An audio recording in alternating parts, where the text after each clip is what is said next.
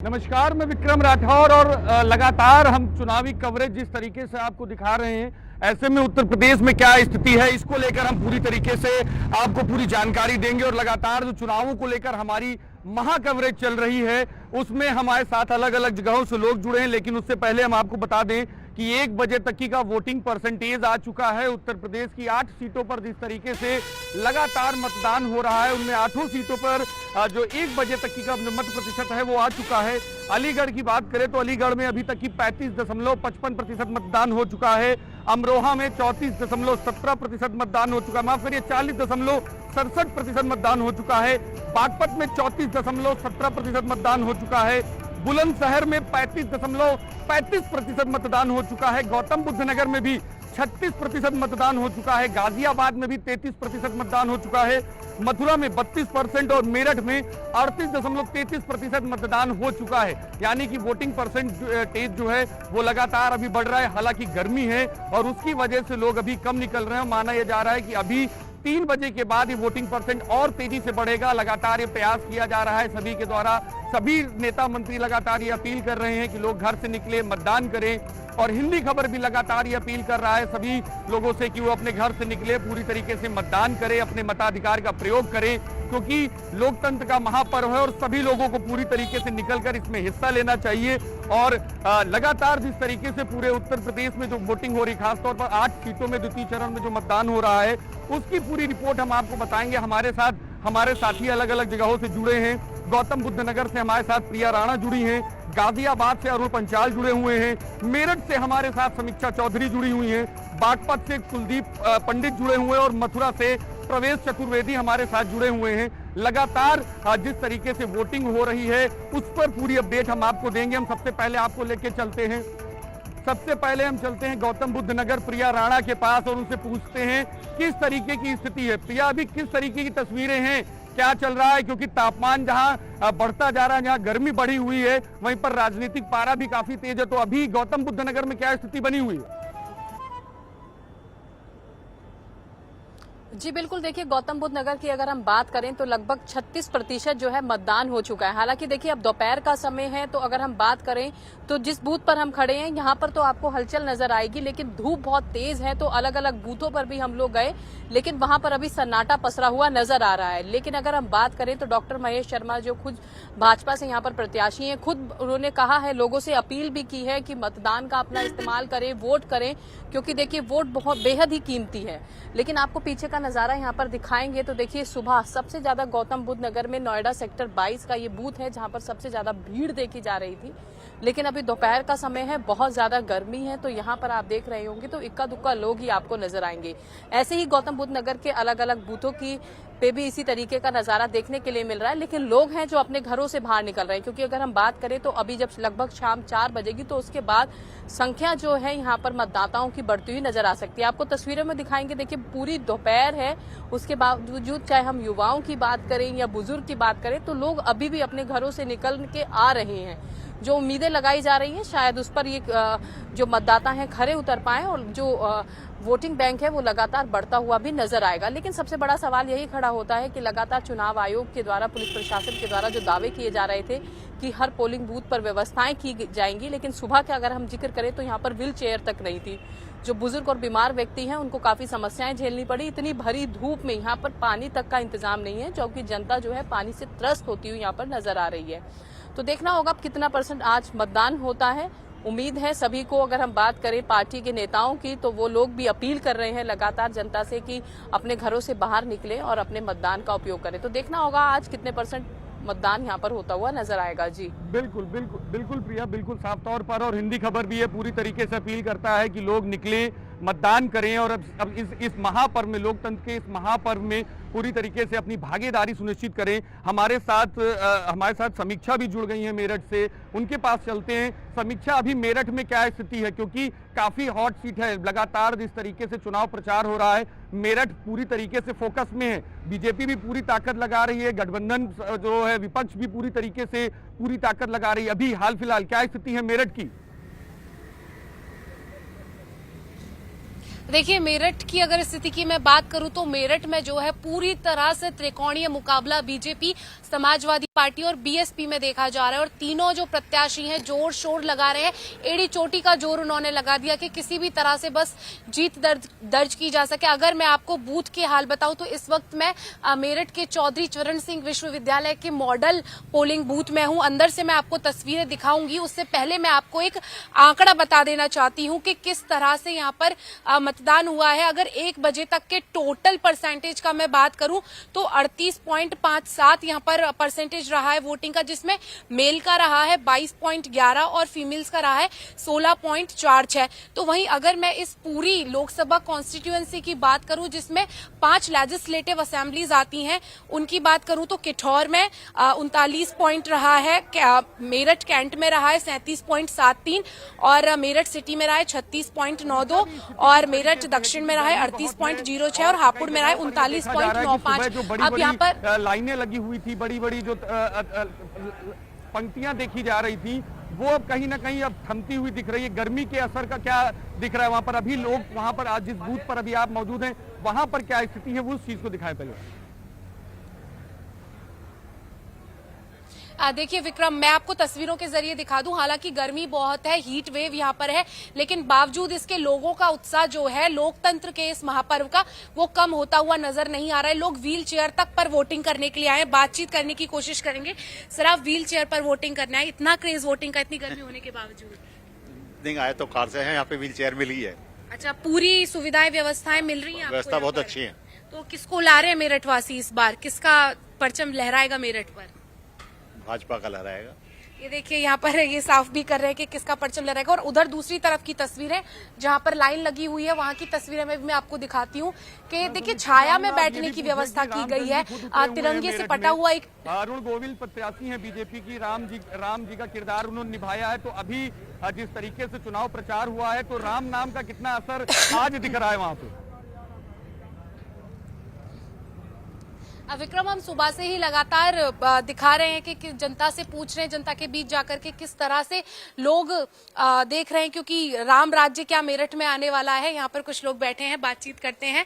क्या राम राज्य मेरठ में देखने को मिलेगा? मिलेगा भैया, बहुत अच्छा हो रहा है। माताएं सारी राम जी के साथ? सब राम जी के साथ हैं हम। सब राम जी के साथ है। आपको क्या लग रहा है, किसका राज्य इस बार आने वाला? जी के साथ। राम जी के साथ है। जय श्री राम। हम तो मोदी जी के साथ हैं। मोदी जी के साथ हैं हम तो। मोदी चाहिए हमें तो। मोदी जी के बहुत अच्छे, बहुत अच्छे हैं। वेरी हैप्पी भी मोदी जी के काम से। देखिए यहाँ पर मैं मोदी जी से बहुत खुश है, उनको ही आना चाहिए। ऐसे देश को जरूरत है ऐसे नेता की। वोट डाल दिया आपने? वोट डाल दिया। कोई परेशानी, कोई समस्या? सारी सुविधाएं हैं? हाँ, सब सुविधा है। देखिए, समस्या नहीं है, सब सुविधाएं हैं यहाँ पे। ठीक है, मॉडल बूथ है और उस हिसाब से यहाँ पर व्यवस्थाएं भी एकदम दुरुस्त हैं। सिक्योरिटी डिप्लॉयमेंट भी बहुत अच्छी तरह से किया गया है। साथ ही छाया में जो है वो वोटिंग करवाई जा रही है। तो इस तरह की परेशानी जो हम अक्सर महसूस करते थे, देखते भी थे कि बूथ पर समस्याओं का सामना वोटर्स जो आते हैं उनको करना पड़ता है। यहाँ के जो वोटर्स है वो पूरी तरह से खुश नजर आ रहे हैं। समीक्षा, मैं जहां तक देख पा रहा हूं, मुझे कि आपके आसपास जिस तरीके से पूरी तैयारियां की गई हैं चुनाव आयोग के द्वारा, जिस तरीके से सेल्फी पॉइंट बने हैं, जो जगह हैं, वो चीजें दिखाए किस तरीके से है, लोगों का उत्साह उन चीजों को लेकर किस तरीके से है? देखिए विक्रम, अगर हम सेल्फी पॉइंट की बात करें तो सेल्फी पॉइंट जो इस वक्त है उस पर ना धूप आ रही है, तो लोग थोड़ा इस वक्त जो है बचते हुए नजर आ रहे हैं। अदरवाइज जब सुबह थी उधर की साइड थोड़ी ठंडक थी, छाया थी, तो लोग भर भर के यहाँ पर सेल्फीज क्लिक करवा रहे थे, क्योंकि लोकतंत्र का ये महापर्व है। लोगों में बहुत खुशी है, उत्साह है। फर्स्ट टाइम वोटर्स खास तौर पर बेहद खुश नजर आ रहे थे। बिल्कुल साफ तौर पर। अब हम आपको अब सीधे फिर से लेके चलते हैं, प्रिया राणा के पास चलते हैं, उनसे समझते हैं। प्रिया, किस तरीके की समीकरण आपको गौतम बुद्ध नगर में दिख रहे हैं? क्योंकि साफ तौर पर देखा जाए और जो अभी तक चुनाव प्रचार जिस तरीके से हो रहा था, पार्टियां जो अपनी पूरी ताकत लगाए हुए थी, खुद प्रधानमंत्री नरेंद्र मोदी ने अपना रोड शो भी वहां पर किया, अलग अलग जगहों से अपील भी बड़े स्तर पर हुई, तो किस तरीके के समीकरण आप प्रत्याशियों के तौर पर वहां पर भी देख रही हैं? और मुद्दे किस तरीके के चल रहे हैं अभी, लोगों के मन में किस तरीके के मुद्दे हैं? जी विक्रम, बिल्कुल देखिए, हमने गौतम बुद्ध नगर पे अलग अलग बूथों पर हम गए, वहां पर जो लोग मतदान कर चुके हैं उनसे हमने बातचीत की। बातचीत में साफ तौर पर एक ही चीज निकलकर सामने आई, राम नाम की लहर। उनका कहना है, चाहे हम बात करें पुरुषों की, तो उनका यही कहना है कि गौतम बुद्ध नगर में हर तरीके से विकास हुआ है। ज्यादातर जो लोग हैं वो डॉक्टर महेश शर्मा को पसंद करते हुए नजर आ रहे हैं। कुछ लोग नाराजगी भी लोगों ने दिखाई थी, लेकिन सबसे बड़ा मुद्दा जो गौतम बुद्ध नगर में रहा है अब की बात, क्योंकि हम बात करें तो लोग जो अपनी गाड़ी कमाई लगाते हैं, अपने आशियाने को खरीदते हैं, तो सबसे ज्यादा जो फाइट अब की बार नजर आई वो बायर्स और बिल्डर के बीच की नजर आई, जहां पर बहुत सारी हाई राइज ऐसी सोसाइटियां हैं जहां पर लोगों ने वोट का बहिष्कार करने की बात की। बड़े बड़े बैनर्स लगे, होर्डिंग्स लगी। उसके बाद हम बात करें तो अधिकारी वहां पर पहुंचे और जनता को मनाने की कोशिश की गई। साथ ही देखिए प्रत्याशी भी वहां पर पहुंचे, लेकिन अभी भी लोगों का यही कहना है, जैसे कि हमने लोगों से बातचीत की, अब की बार भी जो मुद्दा बना हुआ है वो बायर्स और बिल्डर्स का है, जिस पर देखिए भाजपा प्रत्याशी डॉक्टर महेश शर्मा ने ये विश्वास जताया है कि अब की बार उन समस्याओं को दूर किया जाएगा। साथ ही उनका ये कहना था, जब हमने उनसे बातचीत की, कि जो ये समस्या है बिल्डर और बायर्स की, ये पिछली सरकार की दी हुई है, तो कहीं ना कहीं विपक्ष पर जो है तंज कसता हुआ नजर आया था। आपको तस्वीर भी दिखाएंगे कि देखिए दोपहर है, बहुत ज्यादा भीड़ भाड़ है, बावजूद उसके देखिए लोग जो है शांतिपूर्वक तरीके से अपना मतदान कर रहे हैं। सुनने में आ रहा है कि एक जातिगत आधार पर लोगों को के बीच में एक बात रखी जा रही है कि क्षत्रिय समाज कहीं नाराज है। उसका असर पश्चिमी उत्तर प्रदेश में खासतौर पर गौतम बुद्ध नगर में देखा जा सकता है। आज सुबह कुछ बयान भी इस तरीके से अलग अलग जगहों से आए, तो उस तरीके का कोई असर गौतम बुद्ध नगर में दिख रहा हो कहीं पर कि उससे कुछ असर पड़ेगा? जी बिल्कुल, देखिए अगर हम बात करें, जिस तरीके की आपने बात की कि लगातार विरोध भी देखने के लिए मिला देखने के लिए विरोध, लेकिन वो ग्रामीण क्षेत्रों में। और जिस वक्त हम इस बूथ पर खड़े हैं, नोएडा अपने आप में हाईटेक सिटी है, लेकिन यहाँ पर कुछ ग्रामीण इलाके भी आते हैं, लेकिन यहाँ पर अभी ऐसी नाराजगी नहीं देखी गई। और अगर नाराजगी देखी गई, जैसे हमने लोगों से बातचीत की, लोग भले ही नाराज हो, लेकिन अगर हम जिक्र करते हैं तो वो कहते हैं राम नाम को जाएगा वोट। तो कहीं ना कहीं जब लोग देखिए मत के लिए आते हैं, अपना वोट करने के लिए आते हैं, तो अलग अलग तरीके के मुद्दे हैं जो दिमाग में चलते हैं। चाहे हमने महिलाओं से बात की, तो महिलाओं का भी साफ तौर पर यही कहना था कि पहले वो अपने आप को असुरक्षित महसूस करती थी, अब आधी रात में भी महिलाएं निकलती हैं, तो कहीं ना कहीं साफ तौर पर महिलाएं कह रही हैं कि क्राइम पर जो है लगाम लगती हुई नजर आई है। तो महिलाओं के मन में भी एक अलग खुशी है। और अगर हम ज्यादातर लोगों से बात कर रहे हैं, लोगों का यही रुझान है कि एक बार फिर से जो राम को लाए हैं हम उनको लाएंगे। तो देखना होगा, ये तस्वीर तो देखिए बाद में ही साफ होगी जिस दिन रिजल्ट आएगा, लेकिन भरपूर कोशिश जो है प्रत्याशियों के द्वारा यहाँ पर की गई है, ताकि जनता को हर तरीके से मनाया जा सके। जनता के ऊपर वो कितना विश्वास जनता उन पर कर पाएगी, ये नतीजे आने के बाद ही तस्वीर साफ हो पाएगी। क्योंकि अगर हम बात करें गौतम बुद्ध नगर की, तो देखिए अभी लगभग जो है 32.46% जो है चुनाव जो है हो चुका है। वहीं देखिए अगर हम बात करें तो इसमें गौतम बुद्ध नगर में नोएडा, दादरी, जेवर, सिकंदराबाद और खुर्जा भी आता है। अगर कहीं जो नाराजगी देखी गई, पंडित जुड़ गए हैं, कुलदीप से हम बात करते हैं और बागपत की क्या स्थिति है वो जानने की कोशिश करते हैं। कुलदीप, किस तरीके की स्थिति बागपत में दिखाई दे रही है, क्योंकि वो भी काफी हॉट सीट है और बीजेपी का काफी महत्वपूर्ण पड़ जाता है बागपत भी, क्योंकि अगर पिछले चुनाव की बात करें, 2019 की बात करें, तो इन 8 सीटों में 7 सीट पर बीजेपी जीती थी। सिर्फ अमरोहा इकलौती ऐसी सीट थी जहां बीजेपी हारी थी। तो बागपत में क्या इस बार भी वो लहर दिख रही है, वो चीज दिख रही है कि बीजेपी अपना गढ़ बचा पाएगी, अपनी उसी नंबर को, उसी आंकड़े को रिपीट कर पाएगी? किस तरीके की चीजें दिख रही बागपत में आपको कुलदीप अभी?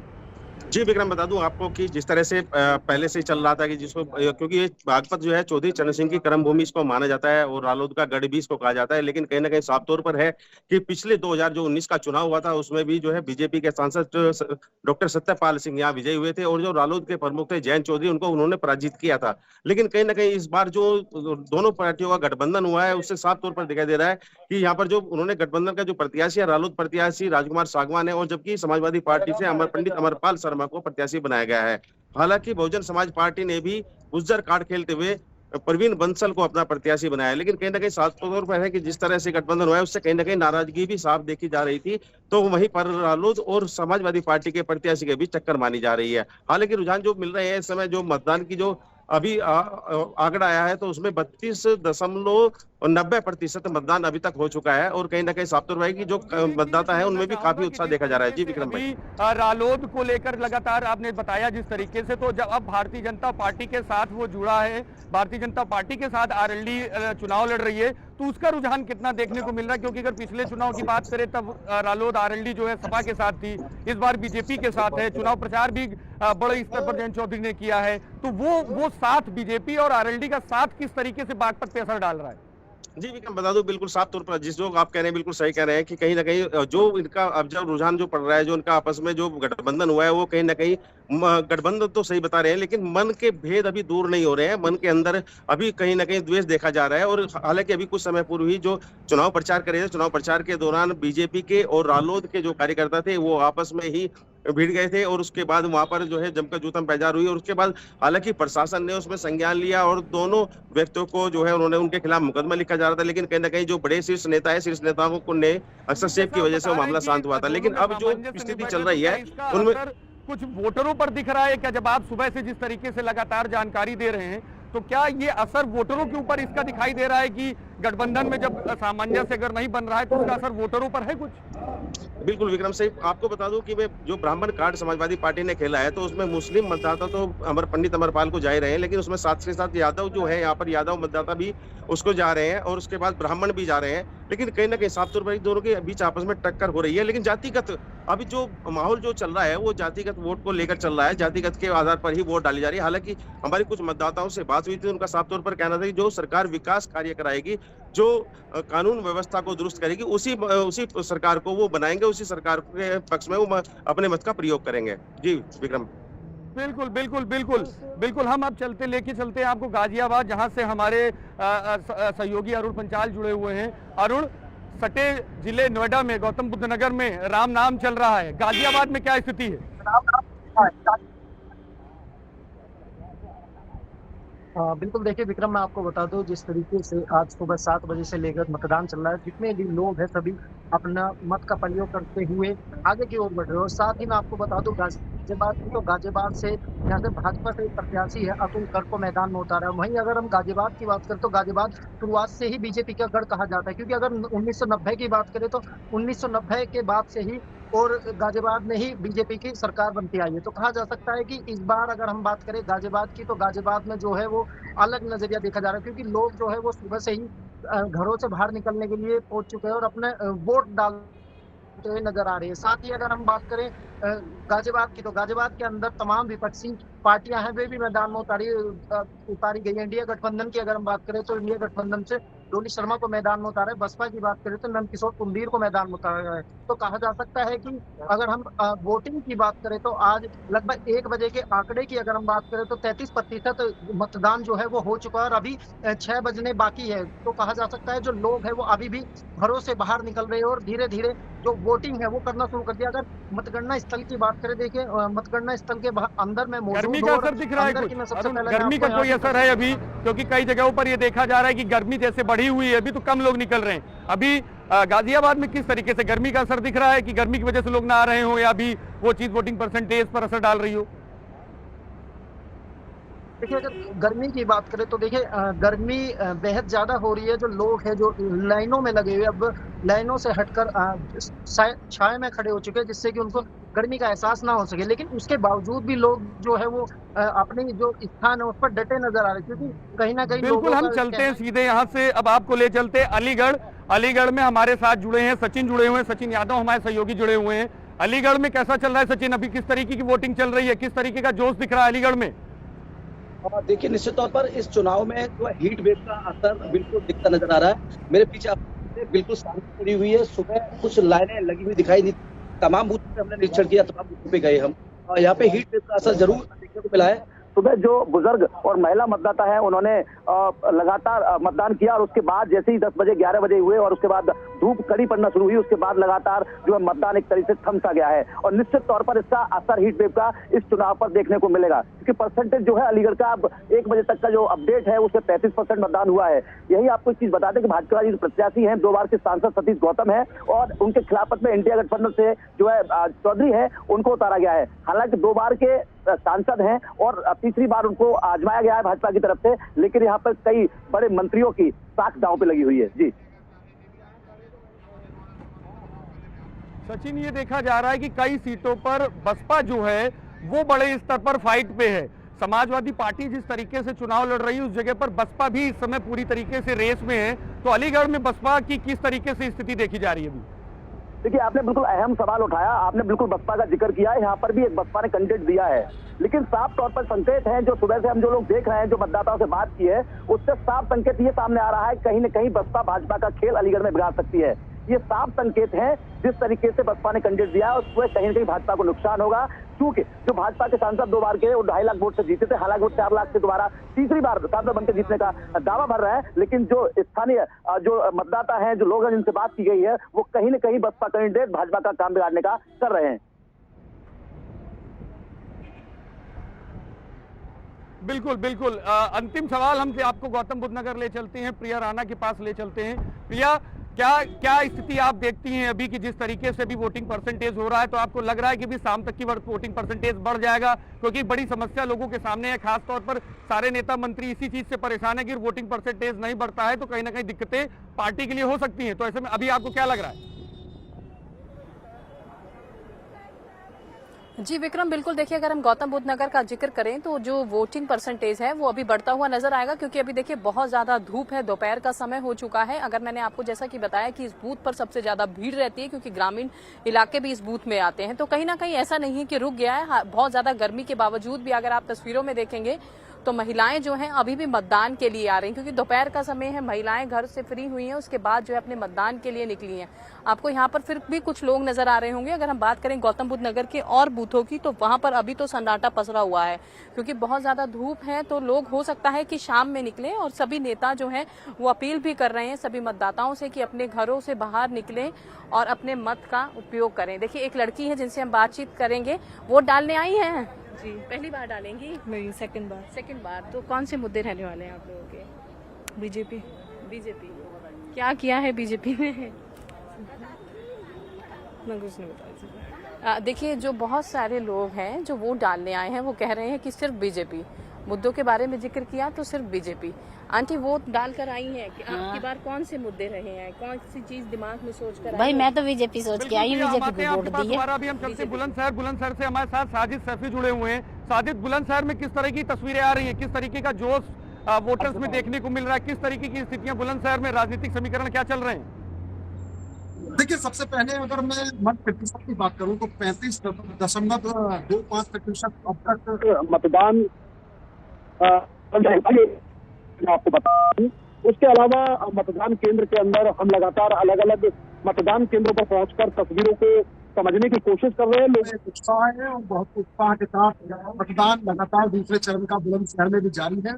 आपको बता दें कि बुलंदशहर में भाजपा ने 2 बार के सांसद डॉक्टर भोला सिंह को एक बार फिर चुनावी मैदान में प्रत्याशी के रूप में उतारा है। इसके अलावा यहाँ गिरीशचंद जाटव है जो बीएसपी के प्रत्याशी है। और अगर गठबंधन की मैं बात करूँ तो कांग्रेस की तरफ से यहाँ शिवराम वाल्मीकि को प्रत्याशी बनाया गया है। अभी तक की अगर बात करते हैं तो कहीं ना कहीं तौर पर लोग वोट कर रहे हैं, क्योंकि आप सुबह से लगातार वोटर्स से बात कर रहे हैं, मुद्दे क्या है मन में, वोटर्स की किन मुद्दों के आधार पर वोट करने जा रहे हैं लोग? बिल्कुल अलग अलग मुद्दों से हमने बात की है। कहीं ना कहीं जो स्थानीय मुद्दे हैं उनको ध्यान में रखकर और जो राष्ट्रीय मुद्दे हैं उनको ध्यान में रखकर जो मतदाता है वो अपने मतदान केंद्र और मतदान स्थल पर पहुंच रहा है। तो और वोटर भी हमारे साथ, उनसे कल एक बार बातचीत कर लेंगे, साथ साथ आपसे बात करेंगे आपका सबसे बड़ा चुनाव जी और ध्यान में रखे करता है जब वोट करता है। जब मतदाता वोट करता है तो केवल ये देखता है कि देश में विकास क्या हुआ है। साजिद, बुलंदशहर में अभी हम लोग जहाँ भी बात कर रहे हैं, जितने भी हमारे सहयोगी सब जुड़े हैं, साफ बता रहे हैं कि गर्मी का एक बड़ा असर दिख रहा है। राजनीतिक तापमान जहाँ ज्यादा है तो वहीं जहाँ गर्मी का तापमान भी लगातार बढ़ रहा है, जिसकी वजह से लोग घर से कम निकल रहे हैं। तो क्या ऐसी ही कुछ तस्वीरें बुलंदशहर में भी है? आप ये बताइए कि आप यहाँ हैं और आपने बहुत सारे चुनाव देखे होंगे, हम भी ये देख रहे हैं कि मतदान केंद्रों में उस तादाद में भीड़ नहीं आ रही है, मतदाता उस तादाद में नहीं आ रहे हैं जिस तादाद में आने चाहिए। क्या माने कि गर्मी का जो प्रकोप है ये कारण है कि मत प्रतिशत कम है पहले की अपेक्षा? अगर बात करूं, देखो, एक तो काम का समय चल रहा है, इस वजह से मत प्रतिशत कम है, और फिर भी जो पिछली बार हुआ था उससे लगभग ज्यादा ही रहेगा, कम नहीं रहेगा। सुबह बहुत भीड़ थी बहुत ज्यादा भीड़ थी। अब थोड़ा गर्मी का मौसम है तो इस वजह से कुछ लोग कम हो गए हैं। अभी समय है काफी, अभी करीब 2:30 बजा है। अभी 6 बजे तक मतदान है तो प्रतिशत पहले से ज्यादा होगा और रुझान है पब्लिक में माननीय मोदी जी की नीति रीति और उनके देश का विकास, धारा 370 हटाना, 35A हटाना, राम मंदिर बनवाना, ये बहुत बड़े विकास हैं। विश्व में भारत के एक नेता को विश्व में सबसे बड़े नेता के रूप में माननीय मोदी जी को माना जाता है। हमें इस बात का गर्व है। देखिए कहीं ना कहीं ये अपनी जो राय है वो रख रहे हैं सीधे तौर पर। हिंदी खबर पर और कुछ लोग भी इस वक्त मौजूद है, आपसे बातचीत करेंगे। आप ये बताइए कि जो मतदाता है, देश का बड़ा चुनाव है, वो जब मतदान केंद्र की ओर आता है तो क्या उनके जहन में क्या तस्वीर होती है, क्या मुद्दे होते हैं जिन मुद्दों को लेके वो वोट करता है? देखिए, तो सबसे पहले लेडीज का प्रोटेक्शन है वो सबसे अच्छा किया है मोदी जी ने, और दूसरा रोड वगैरह है वो भी काफी अच्छी किए हैं, तो हमारे लिए तो अभी तक वही बेस्ट है। बाकी जो भी चीज है पब्लिक के उम्मीदों पर खड़े उतरे हैं। नहीं, जो संसदीय क्षेत्र है जैसे बुलंदशहर, तो सांसद को लोकल मुद्दे में तो कुछ होते होंगे ना, जो जमीनी मुद्दे हैं लोकल जो चाहते हो आप? ये तो उसके बारे में यही बताएंगे। जैसे हम चाहते हैं कि भोला सिंह जी थोड़ा बुलंदशहर की कनेक्टिविटी को इम्प्रूव करते हैं, बस कि जैसे ट्रेन से रेलवे कनेक्टिविटी दिल्ली से होगा, इस तरीके का कुछ। तो वो तो खैर चोला में बड़ा एक जंक्शन बनने की भी बात हो रही है। हाँ, वही तो फर्दर जो प्लानिंग है वो सही डायरेक्शन में हो रही है और वो सही इसीलिए हो रही है क्योंकि नेतृत्व बिल्कुल ठीक है। हर एक बंदा जो उनके अंडर में टीम में लोग सारे वो बढ़िया काम कर रहे हैं। ठीक है, आप हाँ ठीक है, आपसे ये जानना चाहेंगे वोट जो करते हैं क्या मुद्दे होते हैं आपके, किन मुद्दों को लेकर वोट किया आपने? देखिए, बढ़िया मुद्दे क्या है, जो ये मोदी जी हैं पसंद है। अच्छा, बस थोड़ा महंगाई है, ये और कम हो जाए तो मजा आ जाए। आपका क्या नाम है? मसरूर नाम है मेरा। अच्छा, आपकी पसंद है मोदी जी? बिल्कुल भी मेरी पसंद। तो ये आपके साथ हैं सब लोग? तो आप क्या कहना चाहेंगे, क्या मुद्दे क्या होते हैं जब वोट करने के लिए आते हैं? यानी मोदी जी पसंद है आपकी? जो रहे हैं, जो बीजेपी की बात बता रहे, तो भोला सिंह के किन कामों को लेकर बीजेपी की तरफ ज्यादा रुझान लोगों का दिख रहा है? अच्छा ठीक है, मोदी जी तो प्रधानमंत्री हुए, लेकिन जो सांसद हैं यहाँ के, हमारे सांसद जो हैं, उनके कौन से कार्य हैं जिनसे प्रभावित हुए हैं आप और मानते हैं कि हाँ सांसद बुलंदशहर में फिर दोबारा से भोला सिंह को? देखो जी, जो होएगा सही। बिल्कुल, हमारे साथ आसिफ जुड़ गए हैं अमरोहा से, और अमरोहा काफी महत्वपूर्ण सीट है क्योंकि अमरोहा ही वो सीट है जो 2019 में बीजेपी नहीं जीत पाई थी। जिन 8 चरणों पे, जिन 8 सीटों पर अभी चुनाव हो रहे हैं, उनमें अमरोहा वो सीट है जो बीजेपी 2019 में भी नहीं जीत पाई थी। तो अभी वहां पर क्या समीकरण चल रहे हैं, हमारे साथ आसिफ जुड़े हुए हैं। आसिफ, अमरोहा क्या कह रहा है, किस तरीके की स्थिति, क्या चीजें दिख रही है अभी वहां पर, और हाल फिलहाल वोटिंग की क्या स्थिति चल रही है वहां पर? देखिए, जिस तरीके से अमरोहा लोकसभा में 17,16,640 मतदाता हैं, वो जो है 12 प्रत्याशियों के लिए मतदान करने में लगे हुए हैं। और जिस तरह की अगर बात की जाए 1 बजे तक की, तो 1 बजे तक जो है 41.22% जो है यहाँ पर अमरोहा लोकसभा में मतदान हुआ है। यानी जो 8 सीटें यूपी की हैं उनमें सबसे आगे जो है अभी तक अमरोहा की सीट यहाँ पर चल रही है। और जिसमें अगर विधानसभा वाइज बात की जाए तो विधानसभा में जो है अमरोहा नगर की जो विधानसभा है उसमें सबसे ज्यादा अधिक मतदान जो है प्रतिशत में हुआ है। और जिस तरह के अगर वोटों की अगर बात की जाए तो गर्मी का असर है कि अभी वहाँ पर अभी हाल फिलहाल गर्मी का असर दिख रहा है वहाँ पे, गर्मी की वजह से? जी बिल्कुल, बहुत बहुत धन्यवाद आसिफ। सभी लोग मेरे साथ जुड़े, आप सभी का बहुत बहुत धन्यवाद। लगातार हिंदी खबर पर चुनाव की महा कवरेज जारी है, आप देखते रहिए लगातार हिंदी खबर।